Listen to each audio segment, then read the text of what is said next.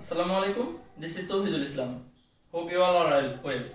Today I am going to discuss on a very interesting topic, that is comparison between looms. But going to this topic, we have to know some basic things about those looms. So at first comes fabric. What are fabric? In easy words, fabrics are the main raw material of our dresses. As a human being, we have some basic needs. Fabric is one of them. That is dress. So obviously we should know about this thing. Fabrics are mainly two types: woven, knit. Our shirts, our pants, and most of the fabrics around us are woven fabrics. And our t-shirts, hoodies, and these are our knit fabrics. Today our discussion will go through woven fabrics. Woven fabrics are mainly manufactured by two sets of yarn in the machine, and those machines are called looms. There are three types of looms. One is hand loom, that is conventional, and this is not being used nowadays. Another one is power loom with shuttles. The shuttles looms are also not being used nowadays. And the latest model of the looms are power loom with no shuttle. That means shuttleless looms. There are many types of shuttleless looms: air jet, water jet, rapier, projectile. These are shuttleless looms. We will make a comparison among air jet loom, projectile loom, and rapier loom. Suppose we are considering those three looms like three brothers. Those three brothers works in different methods. Their outcome is also different, but all of them are important from their own stage. So let's know about those looms. Now let's focus to the board where we can see the comparisons. Here in number 1 point we can see weft insertion. Already we have learned about weft. Weft is that set of yarn that is being inserted through the other set. This weft is being inserted through the warps. So this is making main difference among the looms, because in different types of looms weft is being inserted by different methods.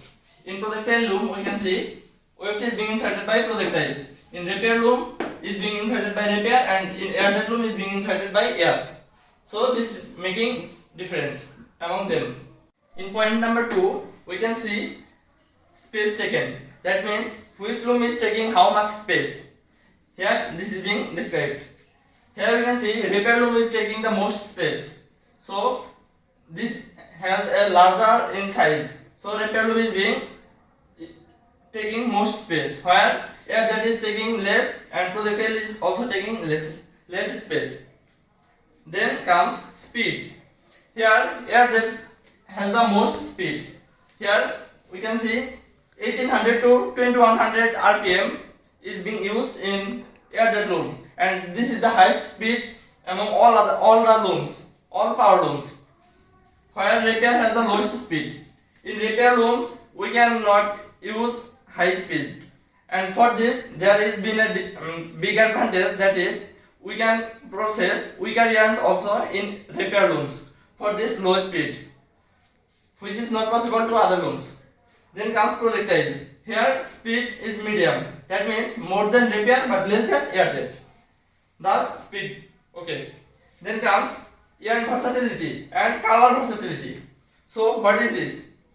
That means how much color we are able to insert in the looms is called color versatility, and how fine or coarser yarn can be inserted in which loom, that is called yarn versatility according to counts.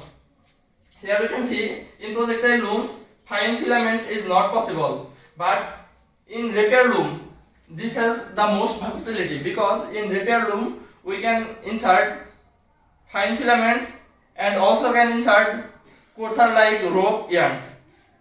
So both can be inserted in rapier loom. So this has the most versatility, and here we can insert 12 to 14 types of color that is not possible in other looms. So this has the most versatility. After that, air jet loom. Here the yarn is finer, the product will be better. So finer yarn is used in air jet looms. Then power consumption. So which loom is consuming how much power? Here we can see most power is consumed by air-jet loom. So this consumes the most power and gives us most speed in production. But the lowest power is being consumed by lowest in repair loom. As it is consuming the most lowest power, so its production speed is also less than projectile loom. Its speed is more than repair and less than air-jet. After that, we can see fabric width. If we need to produce heavier fabric and wider fabric, we will obviously use projectile loom. This can use the most width of fabric, which is less in air-jet and repair. So projectile is good for producing wider fabrics. Then what types of fabric is being produced by which loom? Here we can see the examples. In projectile loom, tarpaulin. That means we know about tarpaulins that are being used to cover goods in the trucks. That is produced by projectile loom. That is very heavier and wider fabric, and it is made by projectile loom. Then sofa covers. That is produced by repair loom. The sofa covers and other furniture covers that are high quality fabrics, and that is being manufactured by repair looms. This is a sofa cover, and these are being manufactured by repair loom. After that, shirts from air-jet. Their shirt is used as an example, but most of the fabrics used in our garments manufacturing, like our shirts, our coats, our trousers, these are manufactured by air-jet looms. So from this chart, we have learned about air-jet loom, projectile loom and repair loom, which are being used for different purposes to manufacture fabric all over the world. That's all from today. Thank you everyone. Allah Hafiz.